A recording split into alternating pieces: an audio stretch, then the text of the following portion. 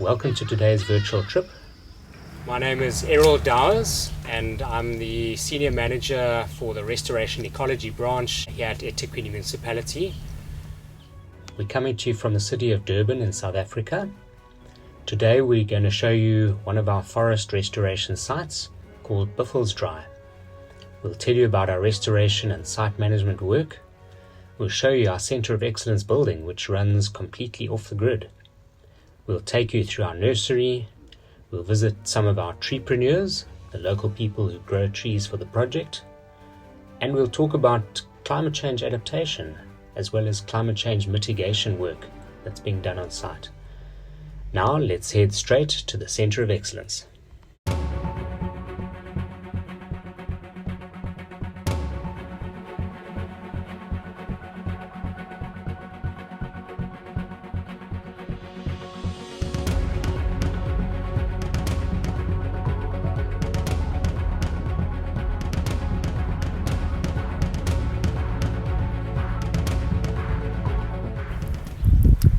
Morning everybody, I'm Richard Wynne. I'm the Conservancy Manager for the Buffelsdraai Landfill and the Specialist Team Member Technical Support for all the processes that go on in the buffer and the reforestation project. We're standing outside the Centre of Excellence in the buffer zone. This was the old chicken farm. All of the blue gums that were taken down on the site created the wood that's actually the screen and have basically replaced any metal that might have been used.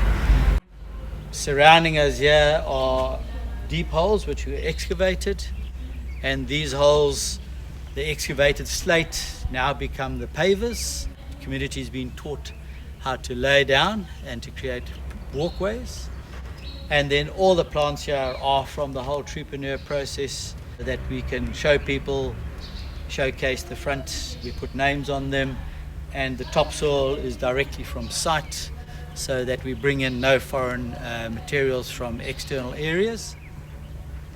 All the plants that come onto site from the treepreneurs brought in reused plastic bottles, so that HDPE is then sent off.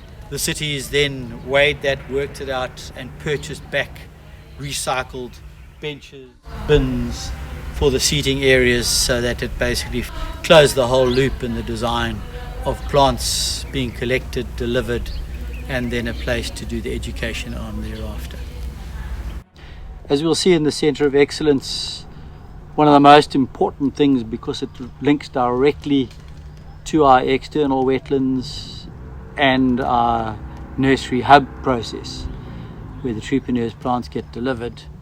The major roof structure, which is done all with recycled, reused materials where possible, has a whole collection system over the central roof, and this all comes down the main pillars into what was deemed as the old swimming pool, which is now covered over and is approximately 70,000 litres of magnificent rainwater, which is directly linked to a pressure pump system, and this water is only used in ablutions and watering of plants, and the drinking water comes directly from a chlorinated system from a borehole. So there are two separate systems, and water being the most important part of this process, the decision was made that this linkage would then go external with any excess water. And at the moment we're actually constructing a wetland, a man-made wetland, which will then become the wetland nursery, so that nobody has to go out into the natural environment to remove wetland plants to bolster our wetlands as we develop the forest.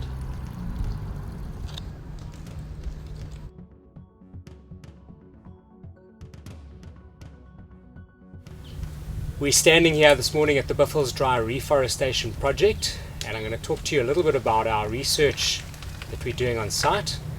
We've got a partnership with the University of KwaZulu-Natal. It's known as the Durban Research Action Partnership, and what we're doing here is we try to fund a lot of the students from the university to come to site and do some research both in field as well as in the community, and that includes research related to climate change, carbon sequestration, ecological restoration, understanding how the biota on the site is changing as we restore the site, as well as looking at some of the community dynamics, such as how the community benefiting from the project. We've got a lot of community people surrounding this project that are growing trees. A lot of the people that work on the project site are from the local community. We want to learn from this project so that we can also roll out some of the lessons learned to other sites. It's also important to think about what isn't working. What are our big challenges on the site and how do we resolve those? And by bringing in our research partners and some of the students, we're tackling some of those issues. One research project that looked at our species palette, we confirmed that the diversity of species being planted was not actually sufficient, and we've increased the number of species from about 40 species right up to about 140, and we're getting a lot more diversity going into the site now. And what we're hoping to achieve with that is a far more functional ecosystem.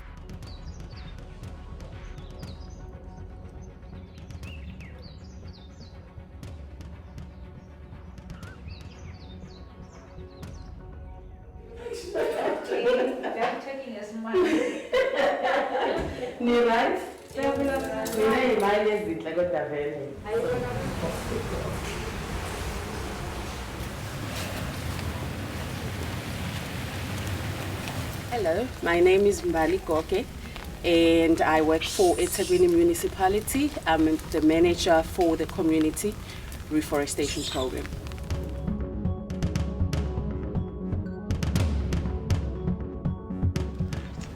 Hello, we are standing here under a shade netted structure, which is basically a structure that protects our plants, as you would see them potted on the floor, from being exposed to too much heat. At the top of the structure, as you would see, is a photovoltaic system, which is basically used to supply our green building at the back with power, because the building is actually off the grid with regards to power. In the big grey box to my right is where the batteries are stored, and the batteries are what keeps the photovoltaic system going. The smaller green box at the back of the grey box is where our generator is stored, and we use the generator to support the building with power when the batteries for the system get depleted. Here we are at the main propagation beds.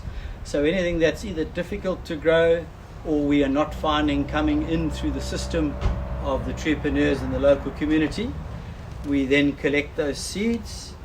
We then either propagate in such a way that the seedlings come through, young Aphrodite's coming through here.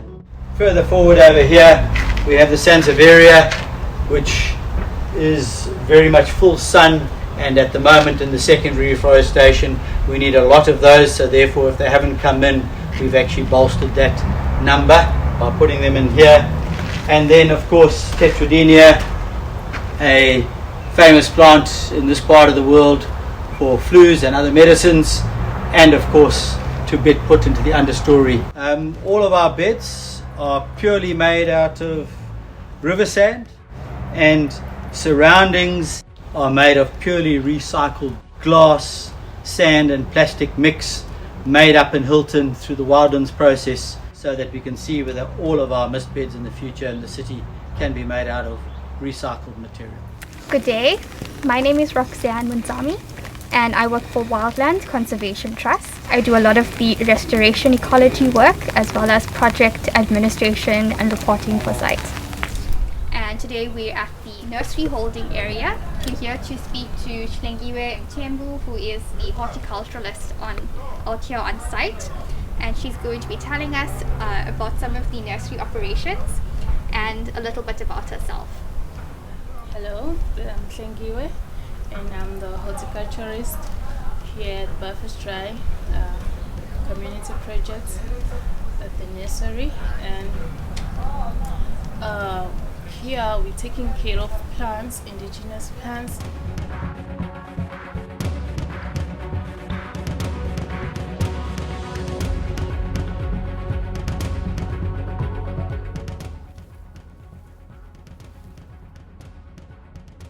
We have on hold at any given time about 40,000 of our insurance trees. Essentially, we keep the insurance trees for situations whereby we might have fire on site, or on some instances we do have grazing that occurs, and cattle like eating a lot of our trees, smaller trees, so we can then replace a lot of our bigger trees with some of the insurance trees. Yes. So what are some of the types of species that we keep on hold? Bridalias, as you can see, that's a Bridelia micrantha. Vachelias, there are many different types of vachelias. We have Vachelia robusta, Vachelia nilotica. We do take our insurance species when we had to go to donate the trees on the schools in our communities. So that would be part of the social facilitation work that we do. A lot of those days would include special occasions like Arbor Day. Can you tell us a little bit about what the ladies are doing down here at the nursery? They are weeding. Weeds just overpower our indigenous. They will have to clean those weeds and pull them out so that our plants there won't be any shortage of nutrients. Good day, my name is Nokupila Buthelezi and I work for eThekwini Municipality. My main role is being a program manager for the fire and invasive species control program. So as we are restoring the Buffelsdraai site, we do anticipate that there will be an increase in biodiversity over time. In fact, we have seen an increase in biodiversity in the amount of birds. I'm sure you can hear the calls right now. And in the increase in that biodiversity, we need to then quantify.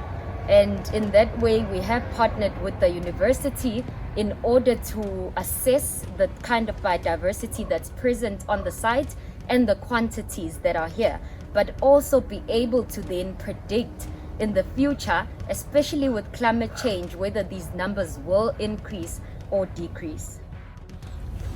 So as the trees mature and the forest grows, then we'll have more pollinators coming into our forest, and that's where we'll actually see the biodiversity growing. We'll have some of the decomposers on site, and our biodiversity will then grow and ensure that we have this fully functional ecosystem that can carry the area. So in 2020, eThekwini Municipality was very fortunate to be accepted to the Life Plan project. This is a major biodiversity sampling project that is administered by the University of Helsinki, which is in Finland. And the main purpose of this project is to conduct biodiversity sampling across the globe.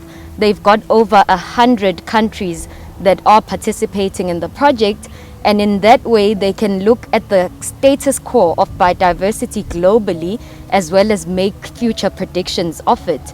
And this project is actually running for a 6-year period, and I think the main benefit for eThekwini in participating in this project is that we can then link with some of the biodiversity data that's coming out from other sites.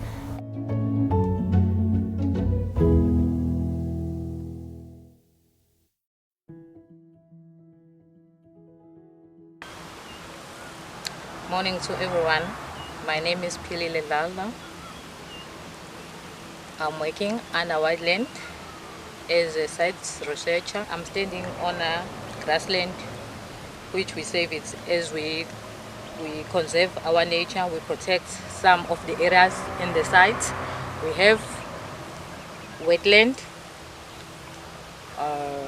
we have grassland, and we have some forestries, which we have different species which we planted here before. As we know, before this place was a sugarcane area. As we look now, we have a forest now, which we planted. We have even alien plants, which we controlling. We remove it and plant indigenous trees. On the sides, I only do carbon work. I only do woolly, invasive alien plants. So today I'm going to take you out, guys, to show you so many things which I'm working on these sides. Just a little tour. As I said before, that my main work is to collect a carbon work. So now I'm at the field to collect my carbon work. Here are some equipment that I use when I'm collecting carbon work. Like this one, we call it a clanometer. The clanometer we use to measure the height of the tree. If we don't have a clanometer, we can also use the pipe. Our pipe is 2 meters. This is the pipe. When we don't have a clanometer, we use it to measure the height of the trees. We also have some tape to measure the stem of the tree. When we were taking some notes for the carbon work, we must each block we must have 20 plots. For each plot we must have the middle of the point where we put a stream which is 5 meters randomly. So when we start to do our work, like to do carbon work, we must try to put the rope to the east side anti-clockwise. So we must count we must measure all the tree inside the 5 meter radius. Like when we do carbon work, we must have some tag, which we must write the name of the tree, the date, the block number, the date which tell us when we collected that carbon work on the site. So normally we don't write just a common name or Zulu name. We must specifically write a scientific name when we're collecting a data on the site. And we also take some GPS coordinates for each tree inside the plot. So now we're down to take some measurements of the tree. We write the species name. We got a size. We got a height. We got a canopy cover of the tree. We got a GPS coordinates, and aspect and slope. Then now we're going to put a tag on the tree, which is written the date and the plot number and the block number and also GPS coordinates of this tree, and the species name of the tree, which is a scientific name, which is a Elytrina cafra that we recorded. So now we're going back to the office and do some capturing for this work that we did for today.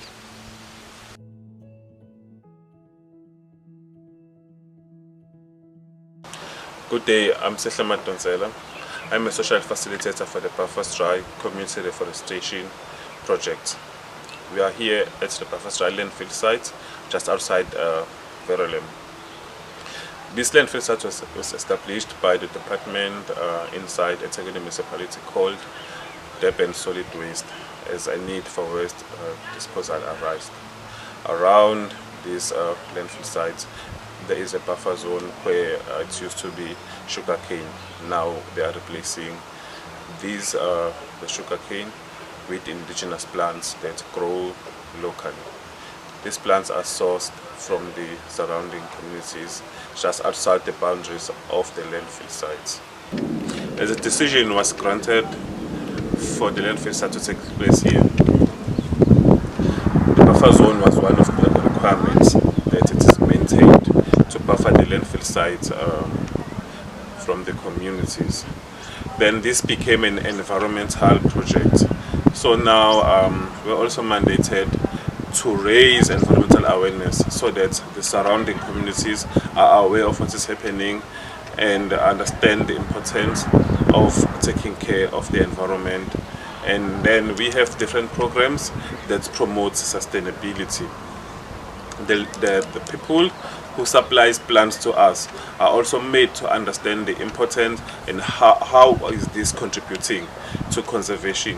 Because as we plant more different plants on our sites, we inevitably attract different life forms or living entities which then needs to be taken care of. We have different regulations to make sure that that is not disturbed. We also work with the community to promote food security. So we show them ways of producing their own food in a sustainable way. Today, we are visiting two of our entrepreneurs at Osindisweni. Osindisweni is the largest community amongst the two. It's composed of Oxford, Umfolozi area, Ukwadane, and the upper Osindisweni area towards Umjoji area. Also here at Osindisweni, I will introduce you to one of our extension workers who works as a community facilitator who assists the entrepreneurs in this area with their needs. Mrs. Mangele Manda. Sanbona, uSmangele wakamanda. Isakhamuzi salapha Osindisweni. Ngisiza umphakathi ngifacilitator. Isikhathi esingangeminyaka ewu-8 ngisizana nomphakathi otshalela iBuffelsdraai, otshalela uWhiteland kodwa usebenzisana neBuffelsdraai. Kahle kahle sitshala somphakathi imina engibasizayo. Ngibasiza ngokuqoqa imbewu noma beneyikhalo mase kufika isikhathi se-collection senze collection kanye nomphakathi ngokusizana. Babe neyinkinga noma beneyinkinga eqoqeni nasekufuneni imbewu nokukhishwa kwelist esukukhishiwe ukuthi kudingakala ziphi izitshalo, ngiyakwazi ukuthi ngibasize. Igama lami ngibawinile Lose, ngihlala endaweni yasoSindisweni, ngingomunye wabatshali baka Wetland. Ingqinamba esihlangana nayo uma ngakho sifuna imbewu, siyahamba siye emahlathini sifuna imbewu. Kwesinye isikhathi sike siphume emahlathini sesibona ukuthi mhlambe khona izilwane ezingase zisilimaze, kodwa kunjalo asipheli umoya ngoba siyathanda ukutshala. Sisithole imbewu, siyiqubukise, iphume imbewu, sisika 2 litha, senza ama-holes ngaphansi ko-2 litha ukuze ikwazi ukuthi zibe zinhle ihlahla zethu, bese sifaka inhlabathi. Uma sesifaka inhlabathi bese sikwazi ukuthi sitshale lezi imbewu eseyiphumile, mhlambe siqubukise indishini ezindala, bese ziyaphuma sichelele ukuze ikwazi ukuthi ikhule zibe zinhle. Lezi ihlahla kwesinye isikhathi siyakwazi ukuthi sithole ama-cuttings esikwazi ukuthi siwatshale ngawo ungeve sithole imbewu noma siqubukisile sathola izithombo zakhona. Ama-cuttings kwesinye isikhathi amanye ayasihlupha sithi siyatshala ashe amanye avume. Yilo nkinga kwesinye isikhathi esihlangabezana nayo njengoba singabatshali.